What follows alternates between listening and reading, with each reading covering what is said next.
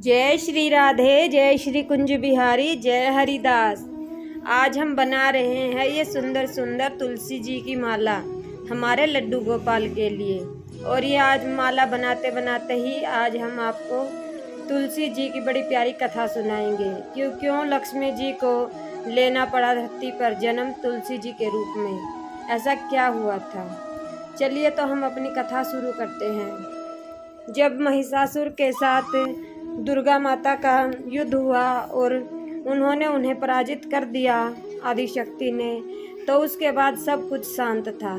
परंतु आदिशक्ति माता ने महालक्ष्मी और महासरस्वती को जन्म दिया था। वो उनके ही तेज से निकली थी। अब उन दोनों में यह चैलेंज हो रहा था कि उनमें से श्रेष्ठ कौन है, माता लक्ष्मी श्रेष्ठ हैं या माता सरस्वती श्रेष्ठ हैं। एक दिन माता लक्ष्मी माता सरस्वती के यहाँ जाती हैं और वो ऐसे ही बातों बातों में दोनों प्रतिस्पर्धा करने लगती हैं कि ऐश्वर्य और धन की ज़रूरत ज़्यादा होती है, उससे ही सब वैभव होते हैं। वहीं सरस्वती माता भी अपने को कह रही थी कि ज्ञान की से बड़ा कोई भी धन नहीं होता। वह ज्ञान को हमारे कोई भी चुरा नहीं सकता, छीन नहीं सकता, जबकि धन को तो कोई चुरा और छीन भी सकता है। वहीं दोनों अपने अपने तर्क दे रही थी और दोनों में जो तार्किक लड़ाई थी वो ज़्यादा हो गई। और धीरे धीरे जब बहसाई होने लगी तो उन्होंने कहा चलो ठीक है, इसका फैसला श्री विष्णु जी करेंगे कि हम दोनों में से कौन श्रेष्ठ है। तो वो विष्णु जी के धाम गई। वहाँ देखा कि विष्णु जी योग निद्रा में सो रहे थे। तो जाके लक्ष्मी जी तो जहाँ उनके हृदय के पास निवास करने लगी और उनके श्री चरणों में गंगा जी ने स्थान पा रखा था और सरस्वती माता खड़ी रह गई। तो सरस्वती माता ने लक्ष्मी से कहा कि ये क्या बात हुई, मैं तुम्हारी अतिथि हूँ और मुझे बैठने का स्थान भी नहीं दिया तुमने, मुझे बैठने का स्थान दो। तभी लक्ष्मी जी ने कहा कि यहाँ तो क्षीर सागर में स्थान की कमी है, क्योंकि मैं तो उनके हृदय में निवास करती हूँ, तो मेरा स्थान हृदय के पास है। और गंगा जी ने कहा कि मुझे तो श्री हरि विष्णु ने अपने चरणों में स्थान दिया है, तो मैं अपना स्थान नहीं छोड़ सकती। लक्ष्मी ने कहा मैं अपना स्थान नहीं छोड़ सकती। तो सरस्वती ने कहा कि यह दिक्कत मेरी नहीं है, यह दिक्कत तो तुम्हारी है। अब तुम ही मुझे यहाँ अपने धाम लेकर आई हो, तो तुम्हें मुझे स्थान तो देना पड़ेगा। ऐसे ही धीरे धीरे बात बढ़ गई। तो तभी गंगा जी ने कहा कि आप ऐसा क्यों कर रही हैं, आप ऐसे मत बहस कीजिए। परंतु सरस्वती माता को इन्हीं बातों पर ज़्यादा गुस्सा आ गया और उन्होंने लक्ष्मी माता को श्राप दे दिया कि तुम अपने ऐश्वर्य पर ज़्यादा घमंड कर रही हो, ये सब ऐश्वर्य तुम अपना भूल जाओ और तुम धरती पर जाकर एक नारी का जन्म ग्रहण करो। तभी गंगा माता को भी गुस्सा आया। उन्होंने कहा कि तुम्हारी लड़ाई तो मेरे साथ थी, तुमने लक्ष्मी माता को श्राप क्यों दे दिया। और उन्होंने भी क्रोध में आकर सरस्वती माता को श्राप दे दिया कि तुम भी जाओ धरती पर और एक नदी का रूप धारण करो, तुम देवताओं की गरिमा नहीं निभा रही हो। उसके बाद सरस्वती माता ने गंगा माता को भी श्राप दे दिया कि तुम पापियों के बीच में जाकर एक नदी का रूप धारण करके धरती पर रहोगी। इस तरह से तीनों ही देवियों ने गुस्से में आकर एक दूसरे को श्राप दे डाले। और तो इसी कारण हुआ फिर लक्ष्मी जी का तुलसी के रूप में धरती पर जन्म। एक धर्मध्वज नाम का राजा था जिसने लक्ष्मी की बहुत कड़ी तपस्या कर रहा था, और उसी तपस्या से खुश होकर लक्ष्मी जी ने उसे दर्शन दिए। तो उन्होंने मांगा कि हे माता, मैं तुम कुछ और नहीं मांगता, बल्कि मैं आपको अपनी पुत्री रूप में चाहता हूँ कि आप मेरे घर जन्म लें। तो लक्ष्मी माता ने कहा ठीक है, मैं तुम्हारे कुल में कभी ना कभी पुत्री रूप में जन्म अवश्य लूँगी। तो उनके सरस्वती जी के श्राप के कारण अब लक्ष्मी माता को धरती पर जन्म लेना था। तो वह धर्मध्वज के घर तुलसी के रूप में जन्म लेती हैं। धीरे धीरे वो होने लगती हैं और उनका लालन पालन भी बहुत ही उच्च स्तर पर होने लगता है। परंतु वो नारायण जी को और अपने ऐश्वर्य को सबको भूल चुकी थी। परंतु इतना भूलने के बाद भी वो हमेशा नारायणों के दर्शनों की अभिलाषी रहती थी और इसी नारायण को पाने के लिए ही वो ब्रह्मा जी की तपस्या करने हिमालय पर चली जाती हैं, क्योंकि उनका मन बहुत ही ज़्यादा व्याकुल रहता था और जब वो सोती थी तो सपने में भी उन्हें नारायण जी ही दिखाई देते थे। तो वह अपने माता पिता से आज्ञा लेकर हिमालय पर तपस्या के लिए चली जाती है। और जब उन्हें सरस्वती जी ने श्राप दिया था तो उन्होंने कहा था कि तुम्हारी शादी भी एक राक्षस के साथ होगी। तो उधर शंखचूड़ नामक एक दैत्य ने जन्म ले लिया था जब लक्ष्मी जी का जन्म हुआ था तभी, और उसके अंदर श्री हरि विष्णु ने अपना अंश डाल दिया था, क्योंकि वो तो सब कुछ जानते हैं। उन्हें पता था कि इनका ही तुलसी रूप में शंखचूड़ से विवाह होगा, इसलिए उन्होंने उनके अंदर अपने अंश को डाल दिया था।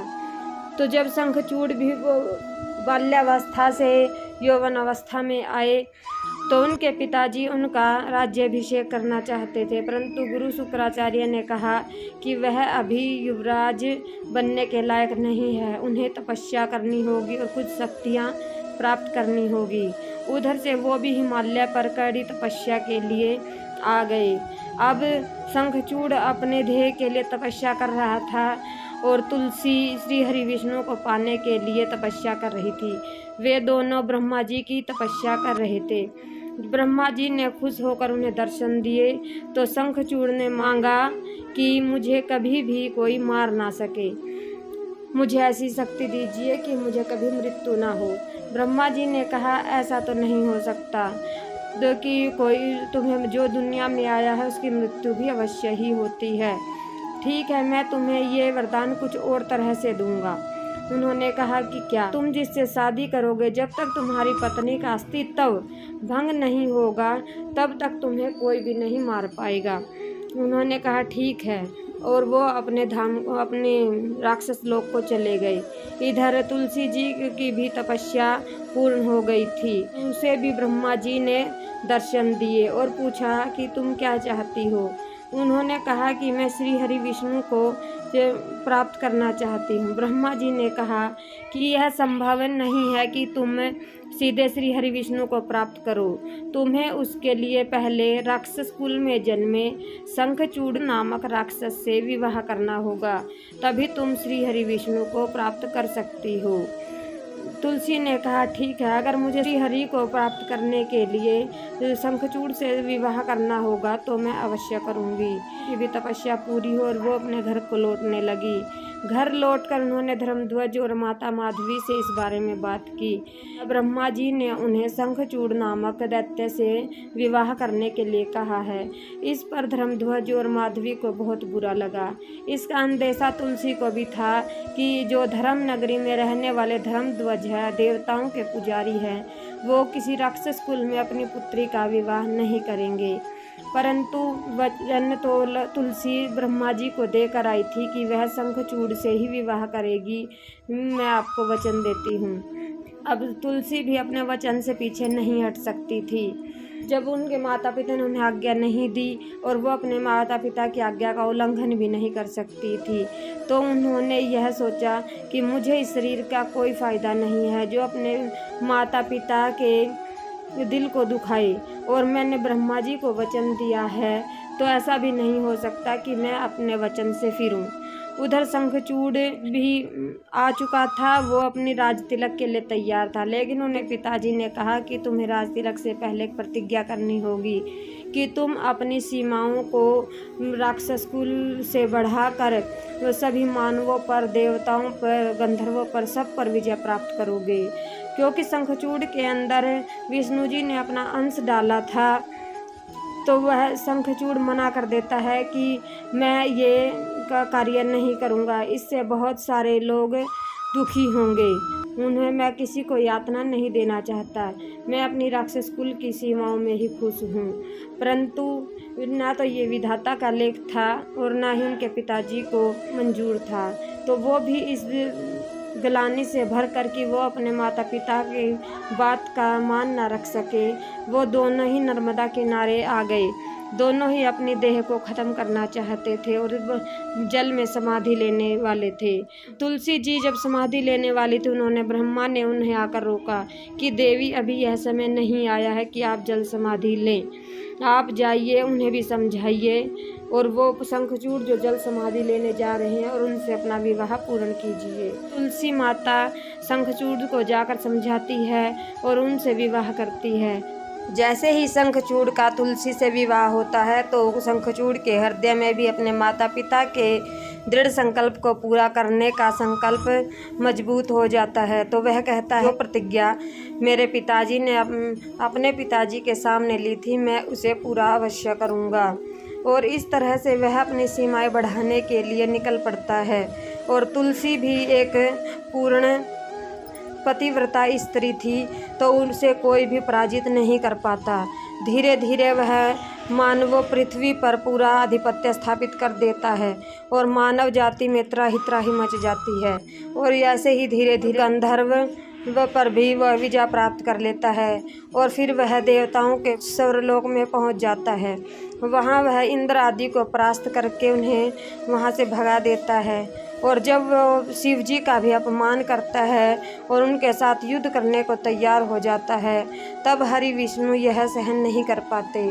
करने को तो विष्णु जी भी शंखचूड़ का वध कर सकते थे, परंतु ब्रह्मा जी ने उनके हाथों के शंखचूड़ की मृत्यु नहीं लिखी थी, बल्कि वह तो शिव जी के हाथों लिखी थी, तो वो कैसे बदल सकते थे। तुलसी जी के पास गए, वो ले रखा था कि वह जब तक अन्न जल ग्रहण नहीं करेगी, जब तक कि पूर्ण श्री ब्रह्मांड पर आधिपत्य स्थापित करके शंखचूड़ वापस नहीं आता। क्यों वह पूर्ण पतिव्रता स्त्री थी, तो उनके संकल्प में बहुत ज़्यादा शक्ति थी। इसलिए विष्णु जी को भी शंखचूड़ का रूप धर कर आना पड़ा। उन्होंने तुलसी को कहा कि तुलसी, मैं विजय प्राप्त करके आ गया हूँ, देखो तुम अपना व्रत तोड़ लो। तुलसी ने कहा कि नहीं, अभी संध्या नहीं हुई है, मैं व्रत नहीं तोड़ सकती। उन्होंने कहा कि हमें आगे भी जाना है और तुम अपना व्रत तोड़ सकती हो जब मुझे विजय प्राप्त हो ही गई है। तो बार बार कहने पर तुलसी अपना व्रत तोड़ लेती है, वह जल ग्रहण कर लेती है। उसके बाद जब श्री हरि विष्णु जी उसको स्पर्श करते हैं तो तुलसी को यह आभास हो जाता है कि यह मेरे पति नहीं है। वह साथ ही कहती है कि तुम कौन हो जिसने मेरा अस्तित्व भंग किया है, तुम मेरे पति नहीं हो। तो तभी मैं, या तो तुम मुझे बताओ या मैं तुम्हें श्राप दे दूंगी। पर श्री हरि विष्णु अपने रूप में आकर कहते हैं कि हे देवी, मैं श्री हरि विष्णु हूँ, आप मुझे श्राप मत दीजिए। लेकिन मुझे श्राप क्यों दे रही हो, तुम तो मुझे ही प्राप्त करना चाहती थी।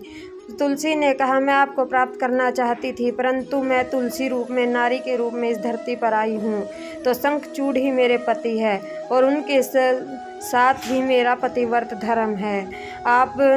तुमने मेरा पतिव्रत धर्म भंग किया है, इसलिए मैं आपको श्राप देती हूँ कि आप पत्थर के हो जाओ। तभी से ब्रह्मा जी आते हैं, तो वो कहते हैं कि हे देवी, तो आप कल्याणकारी विष्णु को ऐसा श्राप मत दीजिए, तो इस सृष्टि का क्या होगा। तभी वह तुलसी कहती है कि मैं अपना श्राप तो वापस नहीं ले सकती, परंतु इतना कर सकती हूँ कि विष्णु जी का एक रूप शालिग्राम होगा जो तुलसी के साथ रहेगा और तुलसी विवाह उन्हीं से होगा। और अब मैं इस देह में और ज़्यादा नहीं रह सकती। इसके बाद तुलसी अपने देह को छोड़ने जा रही होती है। तभी विष्णु जी कहते हैं कि हे तुलसी, मैं आपको यह वरदान देता हूँ कि आप एक कोट की नदी के रूप में प्रवाहित होंगी और आपके केशों से तुलसी नामक पौधा निकलेगा और जो घर घर में पूजा जाएगा, और जिस घर में तुलसी का पौधा होगा वह घर बहुत ही शुद्ध होगा और उस घर में कभी भी बीमारियां, रोग दोष नहीं आएंगे। तभी तुलसी जी कहती है कि हे विष्णु, मैंने तो आपको श्राप दे दिया, पर आपने फिर भी मुझे यह वरदान दिया है, आपका बहुत बहुत धन्यवाद।